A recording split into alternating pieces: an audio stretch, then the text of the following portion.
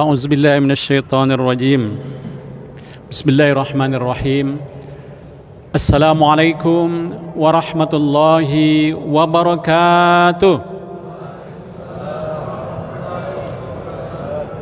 الحمد لله رب العالمين والصلاة والسلام على أشرف الأنبياء والمرسلين وعلى آله وصحبه أجمعين Rabbi israhli sadri wa yassirli amri wahlul 'uqdatam min lisani yafqahu qawli amma ba'du. Yang saya hormati para alim ulama, tokoh-tokoh agama, tokoh masyarakat, pejabat pemerintah, sipil maupun militer yang kami hormati, pengurus Masjid Agung, Bapak-bapak, ibu-ibu, hadirin sekalian, jemaah salat Isya dan tarawih tawitir rahimakumullah. Mari kita senantiasa bersyukur kepada Allah Subhanahu wa taala atas segala nikmat dan karunia Allah berikan kepada kita. Berselawat kita kepada baginda Nabi Muhammad sallallahu alaihi wasallam. Allahumma salli ala sayyidina Muhammad wa ala ali sayyidina Muhammad. Karena tadi katanya disiarkan juga melalui RRI Pro 1, yang saya hormati juga seluruh pendengar sekalian. Bapak Ibu sekalian, sebagai orang beriman, dan saya kira bukan hanya kita umat Islam, seluruh umat manusia ini pasti ingin bahagia. Bahagia di dunia, dia bahagia, di akhirat dia juga bahagia. Pasti ini adalah menjadi tujuan kita semua.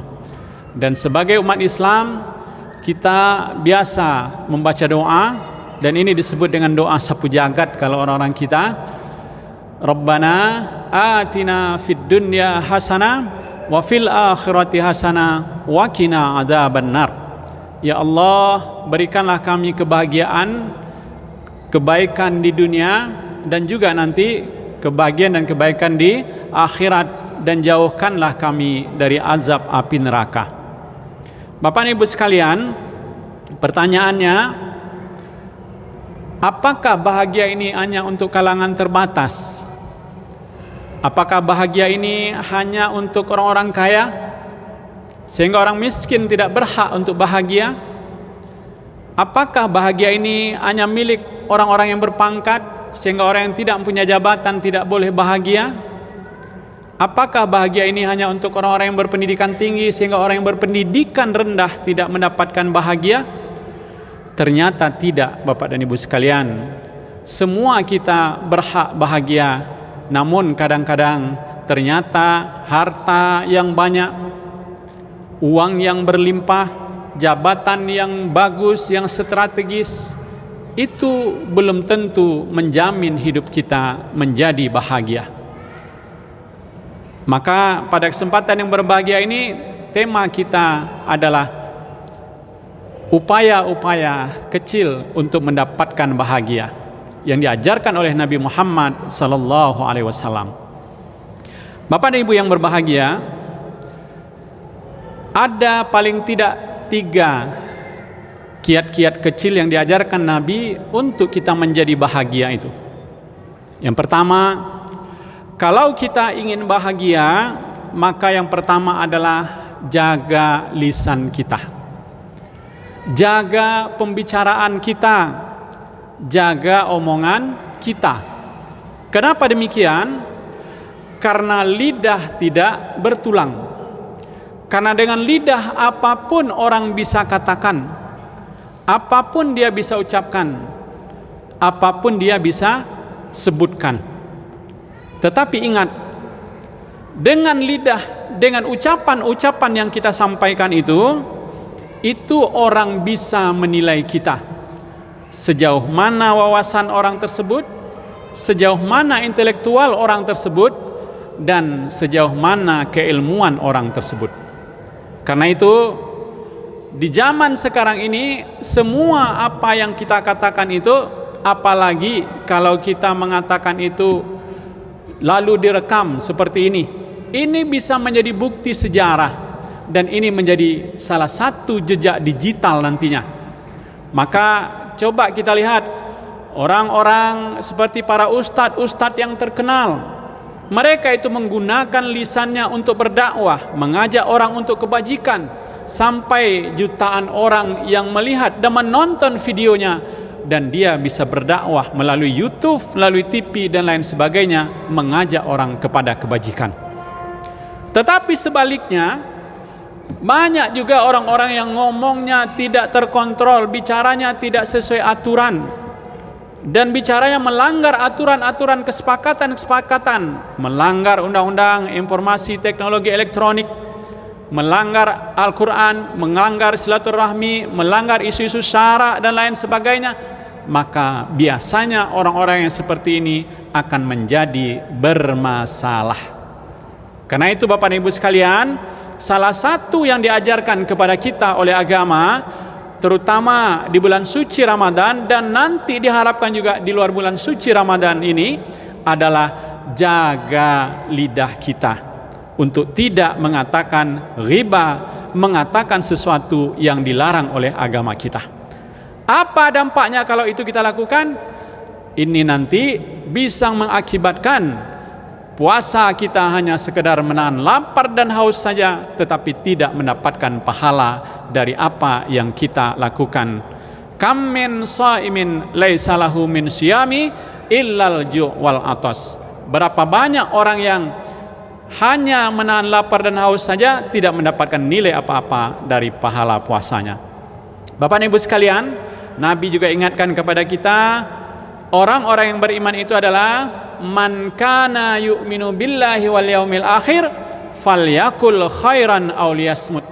Barang siapa yang beriman kepada Allah dan dengan hari akhirat, maka hendaklah dia mengatakan hal-hal yang positif atau hendaklah dia diam.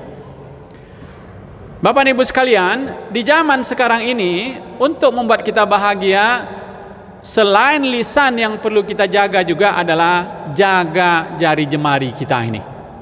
Kenapa demikian? Di ujung jari jemari kita ini, kita bisa bermacam-macam kita lakukan. Sebagai wartawan, dia bisa menulis. Sebagai orang yang mungkin yang biasa menuliskan di media-media sosial, kita barangkali di handphone kita pasti punya WhatsApp, punya Facebook, dan punya yang lain-lainnya. Maka kita bisa menulis konten apa saja di dalam media sosial kita melalui handphone kita. Maka marak sekali berita-berita yang positif di dalam handphone kita, tetapi juga banyak juga disebarkan berita-berita hoax. Oleh karena itu Bapak dan Ibu sekalian, di dalam kehidupan kita berbangsa diajarkan kepada kita, apabila kita mendapatkan berita tersebut, jangan langsung di-share, tetapi disaring dulu Bapak dan Ibu sekalian. Maka di dalam bahasa agama dikatakan, apabila kita mendapatkan sebuah berita, maka patabayyan dulu, maka tabayyun dulu. Kenapa demikian? Coba bayangkan kalau satu berita hoak yang disebarkan melalui medsos, kemudian berita tersebut disebarkan dalam suatu grup, di grup itu ada 200 orang, maka mungkin 200 orang itu akan membaca, dan bisa jadi salah satu dari 200 itu akan menyebarkan berita hoak tersebut kepada yang lainnya, maka sekian banyak akan mendapatkan berita hoak ini, dan berita hoak ini akan susah untuk dibendung. Dan inilah sekarang kita bersyukur ada tim cyber dari polisi dan segala macamnya untuk mencari konten-konten yang seperti ini. Dan agama sesungguhnya sudah melarang kita, mengajarkan kita berhati-hati dengan jari jemari kita. Yang kedua, kunci sederhana untuk bahagia yang diajarkan oleh Rasul itu adalah berlapang-lapang di dalam rumah. Nah, apa maksud berlapang-lapang ini? Berlapang-lapang di dalam rumah, apakah maksudnya kita harus membeli rumah tipe besar? Lalu bagaimana dengan rumah yang tipe 21? Rumah yang RSSS? Rumah sangat sempit, selonjor pun susah. Pernah dengar ya Pak? Nah, apakah di rumah tersebut tidak akan bisa bahagia? Ternyata maksud dari itu semua, berlapang-lapang di dalam rumah tersebut adalah bagaimana kita bisa menciptakan rumah kita menjadi tempat yang berbahagia untuk kita. Bapak dan Ibu sekalian, Rasul pada waktu tinggal di Madinah, dia tidak tinggal di istana. Walaupun sesungguhnya umat-umatnya siap untuk menyediakan dia untuk itu, tetapi dia mau tinggal di sekitar Masjid Nabawi itu. Dan bahkan dalam sebuah kisah diceritakan pada saat Nabi bangun dari tidurnya itu di punggungnya kelihatan bekas-bekas daun kurmanya atau tempat kurmanya itu di punggungnya. Kenapa? Karena memang dia tidak punya alas yang bagus. Tetapi di dalam rumah yang sederhana tersebut Nabi mengatakan, baiti jannati, rumahku adalah surgaku. Artinya apa? Mari kita ciptakan di rumah kita itu rumah tangga yang penuh dengan kebahagiaan. Bagaimana rumah tangga yang penuh dengan kebahagiaan ini? Pertama, didiklah, ajarilah anak-anak kita dengan didikan-didikan agama yang baik, sehingga anak-anak kita nanti akan patuh terhadap kita. Tentunya yang pertama, kalau kita pengantin baru, ajak istri kita untuk selalu taat menjalankan perintah agama kita, salat, mengaji dan lain sebagainya. Karena salat, mengaji, membaca Al-Quran ini adalah salah satu kunci untuk menyinari kebahagiaan di dalam rumah tangga kita. Sinari rumahmu, kata Nabi, dengan salat dan membaca Al-Quran. Dalam hadis yang lain Nabi katakan, aksiru min tilawatil Qur'ana fi buyutikum fa innal baital ladzi la yaqra'u fihi al-Qur'an yaqillu khairuhu wa yaksiru sarrahu wa yadiku ala ahli. Perbanyaklah membaca Al-Quran di rumahmu, karena rumah yang tidak dibacakan Al-Quran di dalamnya sedikit kebaikan dan banyak kejahatan. Wa yadiku ala ahli, dan penghuni rumahnya akan merasa sempit. Bapak Ibu sekalian, di bulan Ramadan ini salah satu amalan utama yang diajarkan oleh baginda Nabi Muhammad SAW adalah perbanyak membaca Al-Quran. Maka bacalah Al-Quran. Usahakan kebiasaan membaca Al-Quran yang mungkin tahun dulu kita biasanya di bulan Ramadan mungkin khatamnya 1 kali. Maka dalam hadis lain dikatakan, siapa yang sama hari ini dengan yang kemarin itu rugi dia sesungguhnya. Maka kalau tahun kemarin baru khatamnya sekali, usahakan tahun ini bisa lebih dari 1 kali. Perbanyak membaca Al-Quran, karena setiap huruf dari huruf Al-Quran yang kita baca tersebut, maka di luar Ramadan saja kita akan mendapatkan 10 kebajikan. Maka di luar Ramadan 10 kebajikan, di dalam bulan suci Ramadan tentu Allah akan lipat gandakan lagi pahalanya. Bayangkan kalau kita membaca hanya Yasin, itu sudah 2. Ada huruf Ya, ada huruf Sin. Kemudian kalau kita membaca Alif Lam Mim, itu sudah 3. Ada huruf Alif, ada huruf Lam, ada huruf Mim. Itu sudah 30 kebajikan yang kita dapatkan, itu di luar Ramadan. Apalagi di dalam bulan suci Ramadan. Karena itu semakin banyak kita membaca Al-Quran, semakin banyak huruf yang akan kita baca, semakin banyak pahala yang akan kita dapatkan. Hadirin sekalian, yang ketiga, cara sederhana untuk mendapatkan bahagia ini adalah menangisi kesalahan kita. Bagaimana menangisi kesalahan ini? Artinya, kalau kita salah, maka segeralah meminta ampun. Bapak dan Ibu sekalian, apa yang membuat seseorang itu gelisah? Apa yang membuat seseorang itu resah? Salah satunya adalah akibat dari dosa-dosa yang kita lakukan.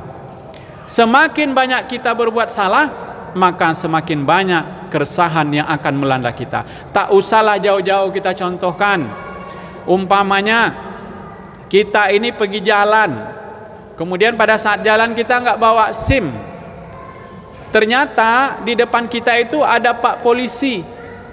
Kita pasti akan merasa tak enak. Jangan-jangan nanti ada razia. Jangan-jangan nanti ada razia. Padahal mungkin di depan tuh ada eksiden barangkali, bukan karena razia. Tetapi karena kita merasa bersalah, tidak membawa perlengkapan yang seharusnya, surat-surat yang seharusnya kita bawa, maka hati kita akan menjadi gelisah.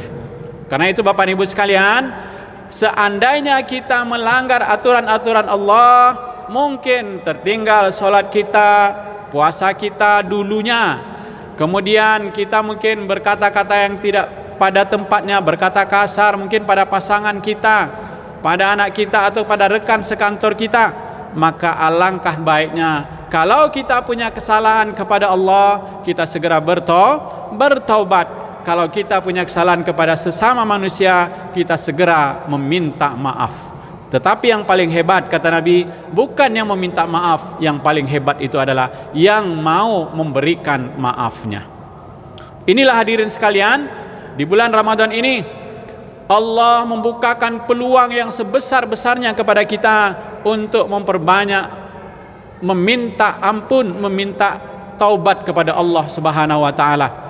Dan mudah-mudahan kita segera memanfaatkan momentum-momentum ini dan Allah ampuni dosa-dosa kita, sehingga setelah Ramadan ini nanti kita semua menjadi orang-orang yang diampuni dosanya dan la'allakum tattaqun.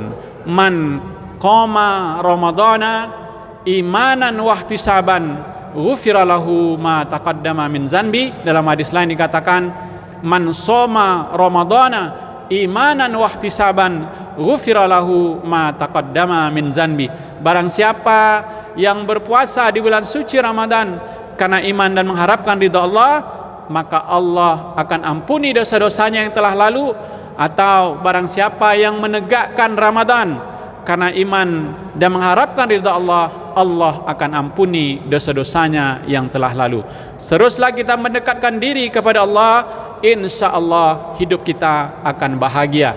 Bahagia di dunia, bahagia di akhirat. Inilah yang menjadi cita-cita kita semua. Usikum wa nafsi bittaqallah, wallahul muwaffiq ila aqwamit thoriq.